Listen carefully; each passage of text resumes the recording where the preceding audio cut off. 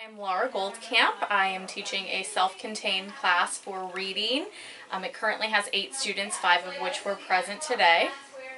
Reading a novel, Monster, in class, analyzing the flashbacks and looking at whether the character Steve is innocent or guilty.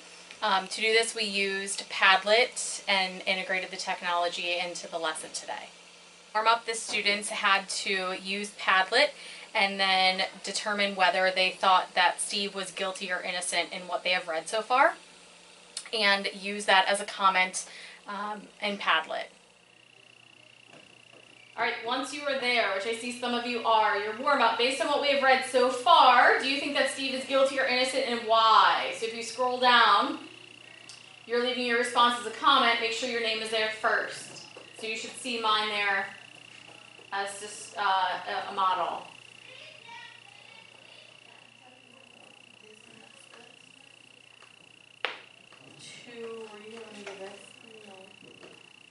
Okay, so don't worry about this yet.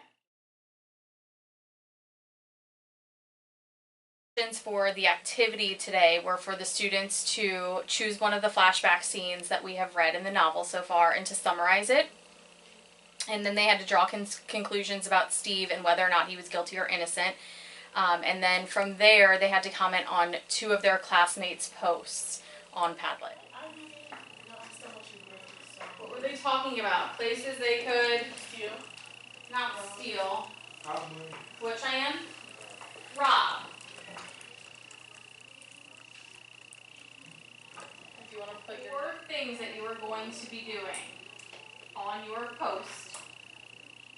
The first one, you are going to add your name as your title. Then you're going to choose one of the flashback scenes and you're going to summarize it. So you're going to say what happened in that scene. Those scenes are on the blue tab. You have 1, 2, 3, 4, 5, 6 to choose from with the page numbers there. So you're going to summarize it. Then you are going to say what conclusions you can draw about Steve being guilty or innocent based on that flashback, similar to what you did on the worksheet. After you made your post, you are then going to post on 2 of your classmates' posts. Okay? So on your post, you have 2 things, and then you're commenting on 2 different posts. So your thought, your reaction, you can ask questions, whatever comes to mind.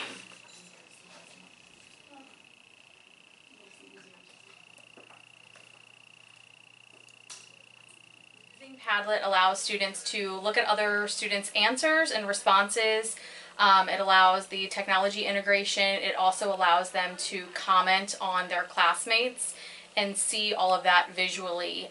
You can also color code, which makes it helpful for directions or modeling. And their flashbacks were blue, so saying that their flashbacks that they could refer to were blue made it easier for them to just visually see that, and then the model that was there was yellow, so they were also able to quickly identify the model if they needed that as assistance. If you need an example, you can scroll over. Mine is yellow. Okay, and I have 1 comment under mine. Make sure your name goes as your comment. If you are finished with your comment, go ahead and refresh your Padlet and then look through, reread your classmates, and then find 2 to comment on.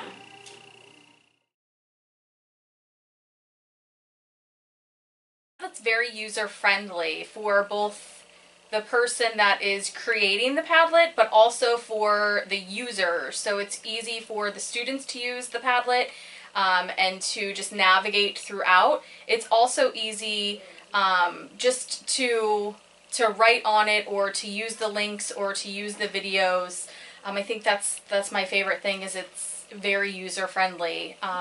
Especially, you know, I've always used it with my self-contained students, and they find it easy to use, which is, it's nice to have that piece of technology out there.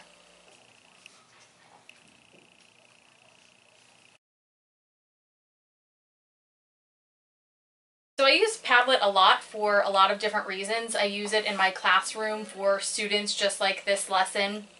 But I also use it for a professional development group PLC that I'm leading, FAME. So every module is done on Padlet. So you can embed different links and videos, you can embed documents into it. It allows people to comment on different things. You can write different notes on it. It just allows for a variety of different things, which is nice.